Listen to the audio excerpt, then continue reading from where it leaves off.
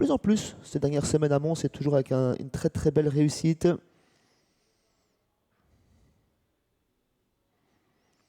L'association Polka de Grèze et Anna Hugens fonctionne très bien.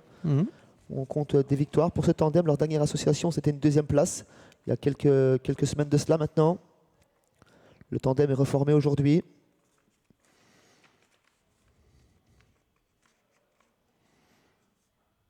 Febe Wilk, c'est pas le plus grand débouleur qu'on ait vu.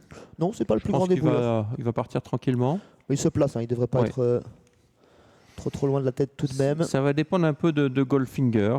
Souvent, il va aux avant-postes, hein, Marciano Ober, que ce soit... C'est un driver assez offensif. Hein. Oui, dès le départ ou dans un second temps. En général, il ne tarde pas à prendre la tête lorsqu'il est ici à Mons. Ouais, il va le démarrer apparemment. Hein. Avec le 1, il va partir très vite, Goldfinger.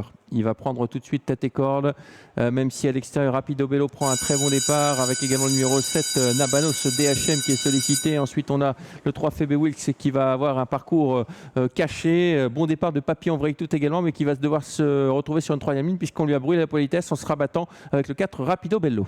Le favori au commandement propulsé par Marciano Ober, alors qu'à la regarde on retrouve des chevaux en vue comme le numéro 10 Jeli Belli Fosca, accompagné du numéro 8 également Moon Blue. Pour sortir de ce premier virage, Goldfinger baisse la tête, il est sous la pression en présent du numéro 7 Nabano DHM qui semble voir faire le forcing avec Björn Van Geloe qui va faire peut-être un relais avec le favori dans quelques instants. En troisième position, Rapido Bello suivi par Papillon Vreitout, lui-même accompagné par l'autre favori de l'épreuve, le numéro 3 Fepe Wilsk qui vient en quatrième position, un petit peu piégé puisque Goldfinger va sans doute reprendre la tête pour rentrer dans ce deuxième virage. On s'est bien entendu en tête. Hein. Il a laissé faire Marciano Ober un petit relais et puis Goldfinger se retrouve désormais en tête et dans son dos Nabanos DHM. À l'extérieur, Febe Wilks qui se retrouve un petit peu piégé par le jeu des relais. Ensuite, on a le 2 Papillon Vreitout qui a montré ses ambitions parce qu'il a quitté la corde Guy Dolores. Il vient dans le sillage de Febe Wilks. Sur une troisième ligne, vous retrouvez Rapido Bello, le 4, avec à ses côtés la casaque verte de Nero Terputen et une quatrième ligne composée de Polka de Grèze, le numéro 6, accompagné encore par le 9 Pitchebel,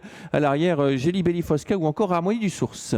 Un peu plus d'un tour du but, les deux favoris sont au commandement, mais ne sont pas la guerre. Pour l'instant, on reprend l'allure avec côté corde l'As Goldfinger à son extérieur, le 3 Fepe Wilk. Sur un deuxième rang, on retrouve Nabano DHM, Papillon Vreitout à ses côtés, Rapido Bello, Nero Terputen ensuite en sixième position, et le numéro 10, Jeli Belli Fosca, qui est lancé par Christophe de Peut en troisième épaisseur. Et oui, Jeli Belli Fosca qui est en train de contourner ses rivaux pour essayer de revenir sur les chevaux de tête.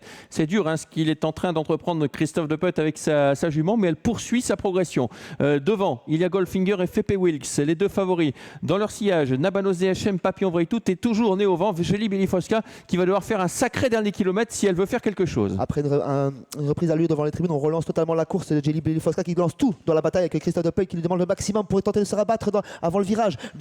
Goldfinger toujours côté corde, Fepe Wilks qui laisse passer l'orage dans un premier temps. Papillon Vreitout qui est toujours en 5-6e position. Faute de Jeli Belli Fosca. Goldfinger seul au commandement. Ouais, c'était trop dur là pour Jeli Belli Fosca qui va disparaître sur cette faute et ça va très très facile pour Goldfinger. Goldfinger qui va gagner cette course s'il ne fait pas de bêtises. Nabanos DH s'accroche dans son sillage. C'est dur hein, pour le numéro 3 Fepe Wilks qui est en épaisseur depuis pas mal de temps. Il faut maintenant tenir pour Goldfinger parce que Nabanos DHM se montre très entreprenant. Goldfinger qui doit aller au poteau maintenant avec sous la pression de Nabanos DHM côté corde de Rapido Bello va tenter de conserver un lot tout comme Papillon Vreitout plutôt au centre de la piste. On est battu avec Fepe Wilks. Goldfinger va s'imposer pour ses débuts à Mons aux abords du poteau. Deuxième place pour Rapido Bello tout à l'extérieur. L'outsider Papillon Vreitout se classe 3e, 4e place pour le numéro 7 Nabanos DHM. Bien vu Sébastien. Papillon Vreitout à plus de 60 contre 1, vous le recommandiez, il va terminer 3e. La victoire de Goldfinger, on avait vu un super canter d'échauffement, la 2e place pour le 4 Rapido Bello, ça s'est joué le long de la corde, la 3e place pour le numéro 2 Papillon Vreitout, on va revoir tout cela en image, et la 4e place pour le 7 Nabanos DHM, déception de Fepe Wilks qui a dû voyager en épaisseur et qui a rendu les armes dans la ligne droite. Une 15-3 pour le gagnant. Les 2-4 ans de l'épreuve se classent premier et deuxième dans l'ordre attendu puisque le favori s'impose devant un outsider plaisant. C'est Rapido Bello à une dizaine de contre 1. La très grosse cote de Papillon Vreitout qui avait le droit de prendre une place au moins dans les 4 premiers à 81 contre 1. Et Nabano DHM, suite à son relais dans le premier passage de la ligne d'en face, a profité du sillage du favori pour conserver la 4e place.